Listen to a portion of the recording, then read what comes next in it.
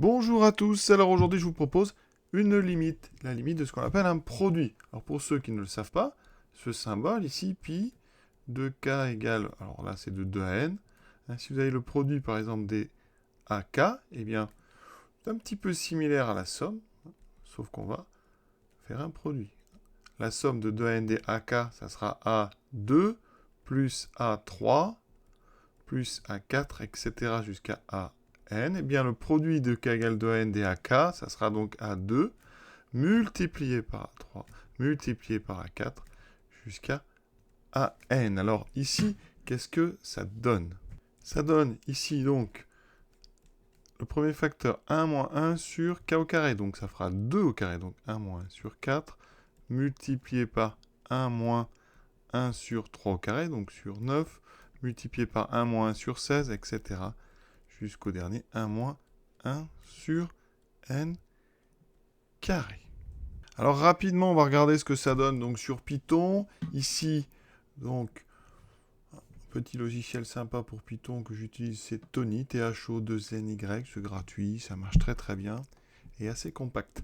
Ici, donc, on crée une fonction produit, d'accord, avec une variable Cn. Au départ, évidemment, comme c'est un produit, on va l'initialiser à 1. Quand on fait des sommes, on prend au départ s égale 0. Ici, on met p égale 1. Et on va faire des boucles. Alors attention, ici, on va de 2 à n. Donc, dans mon range, je mets de 2 jusqu'à n plus 1. Vous savez qu'il faut mettre toujours ici plus 1, parce que là, ça va vraiment aller de 2 à n. Ensuite, eh bien, à chaque fois qu'on fait une boucle, on doit multiplier par 1 moins 1 sur 4 carré. C'est ce que je fais ici. D'accord? On n'oublie pas évidemment les deux points à chaque fois qu'on fait des conditions, qu'on crée une fonction. On return donc la valeur de p. Et après, eh bien, je vais faire tourner ça pour n égale 50. Donc, voilà. Vous voyez qu'ici, ça donne 0,51. Alors après, on peut faire peut-être 500. Voilà. 500. Donc, vous voyez, ça fait 0,500, etc. Donc, ça donne une idée. Alors après, on peut peut-être faire 5000. Ça va très vite. Donc, ça devrait passer. Et voilà. Donc, on a l'impression qu'on se rapproche de 0,5. Donc, de 1,5. Donc, on va essayer de voir ça. Donc, conjecture. Ce produit tend vers 1,5. Comment faire pour le prouver? C'est un exercice qui est assez faisable. Il faut juste, je vais peut-être vous donner le premier indice, puis après vous mettez pause, puis vous essayez de finir. Alors, on va regarder ce que c'est que 1 moins 1 sur k carré. Et là, je vous invite à mettre au même dénominateur. Et ça va nous donner donc k carré moins 1 sur k au carré. Et ce qu'on peut remarquer, c'est que k carré moins 1, c'est k moins 1 multiplié par k plus 1. Donc on a ceci. Voilà. Maintenant, vous mettez pause et vous essayez avec ça de vous débrouiller. On est parti. Alors, le produit donc de k égale 2 à n, que je peux appeler Pn, si j'en ai besoin, ce sera plus simple à noter. Donc c'est le produit de 1 moins 1 sur k carré. Avec ce que je viens de dire, ce produit, c'est donc le produit de k égale 2 à n des k moins 1 fois k plus 1 sur k au carré. C'est un produit fini, donc on va pouvoir séparer. Ça fait plein de facteurs. On peut considérer donc qu'on aura le produit de k égale 2 à n des k moins 1 multiplié. Alors, là, je vais mettre des parenthèses pour bien comprendre. On a un premier produit, ensuite un deuxième produit, le produit de k égale 2 à n des k plus 1. Voilà. Ensuite, dessous, on va avoir le produit de k égale 2 à n des k carrés. Donc on peut considérer que k carré c'est k fois k. Donc j'aurai le produit de k égale 2 à n des k multiplié par le produit de k égale 2 à n des k, c'est-à-dire ici le produit de 2 à n des k au carré. Alors je mets les parenthèses pour bien, vous voyez où les produits ici s'arrêtent. Et maintenant, eh bien, on va regarder ces produits. Alors, le produit des entiers, par exemple, de 2 à n, alors ça fait penser à quelque chose. Ça fait penser à n factoriel. N factoriel, c'est le produit donc de k égale 1 à n des k, évidemment, pour n ici non nul. Pour n différent de 0. Ça veut dire qu'ici, eh bien, donc, avec ça, Ça veut dire que le produit de k égale 2 à n dk, qu'est-ce que c'est? Eh bien, c'est le même, mais il manque le premier terme. Alors, il se trouve qu'ici, hein, eh bien, si n est plus grand que 2, parce que là, on peut considérer que n est plus grand que 2, eh bien, on va pouvoir transformer un petit peu ça. Et donc, ici, n factoriel, on peut considérer que c'est le produit de k égale 2 à n dk. D'accord? Mais par contre, ça sera pour n supérieur ou égal à 2. Effectivement, pour k égale 1, vous multipliez par 1, donc c'est pas forcément la peine ici d'écrire de 1 à n. De 2 à n, ça va, si n évidemment est supérieur ou égal à 2. Donc là, quand vous faites le produit de 2 à n des k, bien, vous pouvez vérifier, hein, c'est effectivement 2 fois 3, etc. jusqu'à n, et donc c'est bien n factoriel. Donc ça veut dire que dessous, hein, on a déjà n factoriel fois n factoriel. On pourrait écrire n factoriel au carré, mais c'est plus clair comme ça, je trouve. Alors, en haut, on a ensuite le produit donc de k égale 2 à n des k moins 1. Alors ça fait combien? Bien, si vous regardez, ça veut dire qu'on remplace k par 2. D'abord, donc ça fait 1 fois 2 fois 3 fois 4, etc. jusqu'à n-1. Donc ça, eh bien, c'est n-1 factoriel. Donc en haut, on a n-1 factoriel. Oui, vraiment, ça devient beaucoup plus simple. Et il nous en reste un dernier. Le produit donc de k égale 2 à k plus 1. Donc ici, ça donne quoi? Mais on va l'écrire, ça sera beaucoup plus simple, je crois. On commence donc par ici, par k égale 3. Donc ça fait 3 fois 4 fois 5 fois 6, etc. jusqu'à n plus 1. Donc, on a presque tous les entiers de 1 à n, parce que le 1, on l'a. Par contre, on n'a pas le 2. Donc ça, c'est n plus 1 factoriel, mais il vous manque le 2. Donc c'est la moitié de n plus 1 factoriel. D'accord? C'est comme si ici, on avait rajouté le 2. Voilà. Bon, évidemment, si on rajoute un 2, il faut diviser par 2. Et en haut, vous avez, eh bien, il n'y a pas le 1, mais on pourrait très bien l'imaginer. On a tous les entiers de 1 à n plus 1 qui se multiplient. C'est donc n plus 1 factoriel. Donc là-haut, on va rajouter donc n plus 1 factoriel, mais on n'oublie pas ici qu'on va avoir, alors je mets des parenthèses, c'est important. Ici, on a donc un demi. Et donc, qu'est-ce qu'on obtient? Alors, le demi, je vais le mettre tout seul. Ici, j'ai n-1 factoriel. On va le grouper avec un des deux n factoriel qu'on a en dessous. Et on aura n plus 1 factoriel sur n factoriel. Alors, comme le factoriel en terminale, on ne l'utilise pas énormément, hein, pour ceux qui ont un petit peu de mal, je vais regarder ce que c'est n-1 factoriel sur n factoriel. Mais il faut savoir, hein, que n-1 factoriel, c'est tous les entiers de n-1 jusqu'à n. Alors, ça fait 1 fois 2 fois 3, etc. jusqu'à n-1. Dessous, on a tout donc de 1 à n. Donc, si vous avez tout de 1 à n, vous avez tout de n-1 fois n. Et donc, en simplifiant, vous voyez, il restera que le n qui est en bas. D'accord? Alors, une propriété que vous pouvez évidemment utiliser, c'est que n factoriel, c'est n fois n-1 factoriel. Donc ici, on aurait pu dire, hein, n-1 factoriel sur n factoriel, c'est donc n-1 factoriel divisé par n fois n-1 factoriel.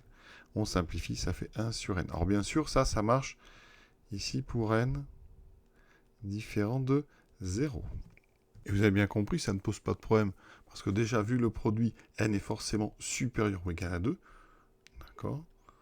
Et comme on cherche une limite, on pourrait très bien considérer n aussi grand qu'on veut, ça ne pose pas de problème. Donc ici, j'ai le 1,5. On vient de dire qu'il y a 1 sur n. Et ensuite, j'ai n plus 1 sur n factoriel. Alors n plus 1 sur n factoriel, n étant non nul, ça veut dire que n plus 1 est non nul, ça veut dire qu'ici, on peut écrire ça soit fois n plus 1 fois n factoriel. D'accord? Et donc ici, on simplifie, il me reste n plus 1, mais cette fois-ci, le n plus 1, il est en haut. On obtient donc, pour tout n supérieur ou égal à 2, Pn est égal à, alors, n 1,5, donc fois n plus 1 sur n. Voilà. Et n'oubliez pas qu'on cherche la limite. Donc la limite de n plus 1 sur n, alors, on va la préparer parce que on n'a pas forcément ce qu'il faut en terminale, ni en début de prépa, mais sinon n plus 1 sur n, hein, pour le faire en factorisant au par n, hein, ça fait ceci. Voilà, n étant non nul, on peut simplifier. Il me reste 1 demi fois 1 plus 1 sur n. Et ça, quand n tend vers l'infini, ben 1 sur n tend vers 0. Et vous voyez que ça tend donc vers 1 demi quand n tend vers plus l'infini. Et on vient bien de montrer notre conjecture. Petite variante rapide au niveau de la limite. La limite de n plus 1 sur n, c'est la même que, comme on est en plus l'infini, ça sera la même limite que n sur n qui vaut 1. Donc, directement, on peut dire que c'est n plus 1 sur n tend vers 1. On utilise pour ça ce qu'on appelle le principe du rapport des termes de plus haut degré quand on a un polynôme divisé par un polynôme et qu'on cherche une limite en plus ou moins l'infini. Voilà. L'exercice donc est terminé. Ce produit tend donc effectivement vers 0,5. Alors il existe des petites variantes. Quand on fait des produits, donc ça c'est mon produit Pn.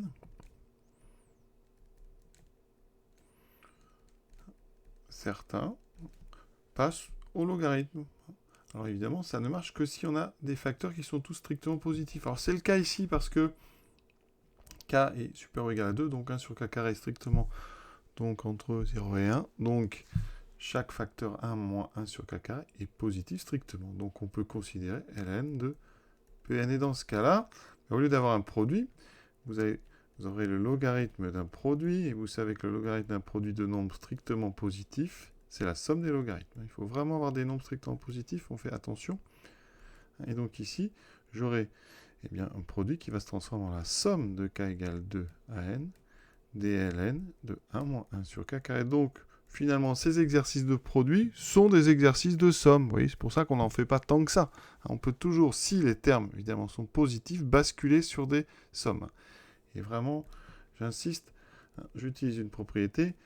Pour tout a et b strictement positif, si j'ai ln de a fois b, eh bien je peux dire que c'est ln de a plus ln de b. Alors attention, il faut vraiment avoir a et b positifs. Pourquoi ? Imaginez si vous avez ln de moins 1 fois moins 2. Ça fait effectivement ln de 2, ça existe. Et bien si vous séparez, aïe aïe aïe, vous aurez ln de moins 1 plus n de moins 2 si vous ne faites pas attention. D'accord ? Donc avant de transformer un produit en somme avec le logarithme, on vérifie que tous les facteurs sont strictement positifs. Alors ça donnerait quoi ici donc ? Mon logarithme de Pn, ça serait donc la somme de mes logarithmes. Donc je vais transformer, voilà, sachant que mon logarithme c'est donc k carré moins 1 sur k carré. On va séparer parce que vous voyez, il y a un petit peu de travail ici, k égale de AND. Alors ça fera ln de k-1 plus ln de k plus 1 moins ln de k carré. Vous voyez, j'ai transformé mon ln. Alors j'avais ln de k-1 fois k plus 1 sur k carré et je l'ai transformé en ln de k-1 plus ln de k plus 1 moins ln de k carré. Et évidemment, quand j'ai séparé en 3 logarithmes, j'ai vérifié que chacun des termes qui étaient dans le logarithme étaient strictement positifs. Ça marche parce que k est plus grand que 2. Donc ici, on a bien k-1 qui est strictement positif, k plus 1 aussi et k carré aussi. Alors, le 2 ici, ln de k carré, k étant positif, encore une fois, c'est important, vous ne pouvez pas enlever le carré si, par exemple, si vous avez ln de moins 2 au carré, faites attention, vous ne pouvez pas enlever le carré, donc il faut être sûr que dedans on a bien un nombre positif. Tout ça, c'est des petits détails, mais c'est ça qui fait la rigueur dans une démonstration. Alors, ça me donne donc la somme pour k égale 2 à n dln de k-1. Je vais séparer en 3 sommes, plus la somme de k égale 2 à n dln de k plus 1. C'est finalement un exercice qui ressemble pas à l'autre, mais d'ailleurs qu'on va arriver au même résultat. Le 2, je vous ai dit que je le sortais, donc ça fera 2 fois la somme de k égale 2 à n dln de k. Alors ici, on arrive dans un registre un petit peu différent, mais intéressant, les suites télescopiques. Les termes des suites sont quasiment tous les mêmes, mais il y a un petit décalage d'indices. Vous voyez, ici on a 2 à n avec n de k, ici on a un k plus 1, ici on a un k moins 1. Alors qu'est-ce qui va se passer ? Ici on va faire un changement d'indice. On va décaler. Et donc k moins 1, je vais prendre i égale k moins 1. Qu'est-ce que ça va faire ? Eh bien ma somme, elle va se transformer. Ça sera la somme, alors pour k égale 2, i vaut 1. Donc ça fera la somme pour i égale 1 à donc n moins 1, parce que quand k vaut n, i vaut n moins 1, dln de k. Oui, ça s'appelle juste un décalage d'indice. C'est plus ln de k, pardon, c'est ln de i, puisque j'ai remplacé k moins 1 par i. La deuxième somme, donc j'ai k égale 2, je vais faire pareil, je vais poser ici, i égale k plus 1. Donc ma somme ira de i est égal à, donc k vaut 2 plus 1, donc i égale 3 jusqu'à, alors quand k vaut n, i vaut n plus 1. Et ça sera dln de i. L'autre somme, je n'y touche pas. Alors si je veux, par contre, je peux, comme j'ai des i partout, ici, je peux mettre i égale 2 à n. Je peux changer l'indice, il n'y a pas de souci. Et maintenant, vous voyez. Alors on a trois sommes avec ici à l'intérieur le même terme, ln de i. Donc on va regarder qu'est-ce qu'elles ont en commun. On a tout ce qui va de 3 à n-1 partout. Donc ici, pour la première somme, je vais enlever les deux premiers termes. Je ne vais garder que la somme de i égale 3 à n-1. Alors si je fais ça, évidemment, il ne faut pas que j'oublie de rajouter les termes que j'ai enlevés de cette somme. Donc j'ai enlevé le premier, ln de 1, ça fera 0, et le deuxième, ln de 2. Ma deuxième somme, elle va de 3 à n plus 1. Donc moi, je vais faire de 3 à n moins 1. D'accord? Par contre, ici, il ne faut pas que j'oublie le ln de n, le nème terme, et le n plus 1. Voilà. Et la dernière somme, elle va de 2 à n. Donc moi, je la veux uniquement de 3 à n moins 1. Donc il ne faut pas que j'oublie que je n'ai pas écrit dans le premier. Donc il faut que j'enlève moins 2n de 2. Il ne faut pas que j'oublie le dernier, moins 2 ln de n. On a de la chance, ça rentre tout juste. Alors, ici, ce que vous pouvez remarquer, qui est très important, c'est qu'on a la somme de 3 n moins 1. On l'a une fois ici, une fois là, et moins 2. Donc ça veut dire qu'ici, eh bien tout ça, ça disparaît. Il me reste donc très peu de termes. Il me reste le ln de 1 qui vaut 0. Donc il me reste ln de 2, plus ln de n, plus ln de n plus 1, et les deux derniers, moins 2 ln de 2, moins 2 ln de n. Alors il y a encore des petites choses qui disparaissent ici. ln de n, j'en ai un là, moins 2. Donc il me reste... Alors je vais peut-être commencer par ce... ln2 plus 1. Ensuite, dln de n, il me reste un seul, donc moins ln de n. dln de 2, il me reste un seul, moins ln de 2. Alors, ici, ln de n plus 1 moins ln. On peut regrouper. Tout ça, ça fait ln de n plus 1 sur n. Alors même le moins 2 ici, ben on peut le mettre dessous. Vous obtenez ln de n plus 1 sur 2n. Oui, c'est ce qu'on avait obtenu tout à l'heure avec notre produit. Maintenant, eh bien, on va regarder la limite de cette chose-là. Ou alors, on va repasser à Pn. Donc ici, ln de Pn, c'est donc ln de n plus 1 sur 2n.